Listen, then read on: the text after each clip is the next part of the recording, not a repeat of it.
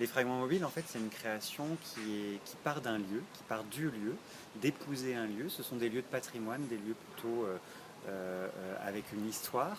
La première sera la Conciergerie de Paris. Donc, ce sont des lieux aussi souterrains, avec des colonnes, des piliers qui fragmentent l'espace.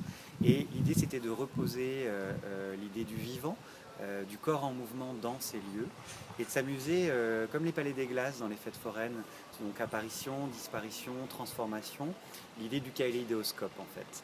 Donc les fragments mobiles au sens de la mobilité du danseur à travers l'espace, et les fragments au sens du spectateur, c'est-à-dire l'impossibilité de tout voir.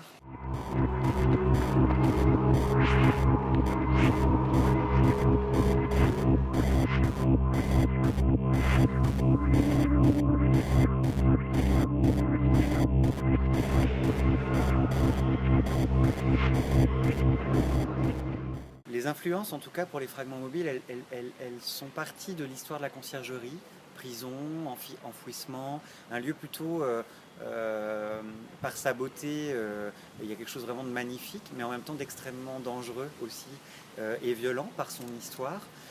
Pour autant, je pense que c'est une pièce qui fonctionne comme une armée qui est en marche, dans lequel en fait il y a l'idée de la masse, hein, c'est une grosse équipe, ils sont 11 interprètes, et dans cette masse, c'est comment le sensible peut émerger.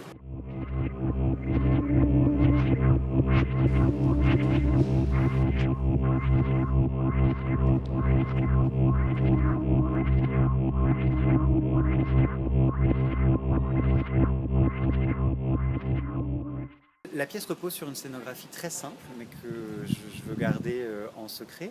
Mais la question, c'est le rouge, le noir, la fragmentation de l'espace, les corps dans l'élan.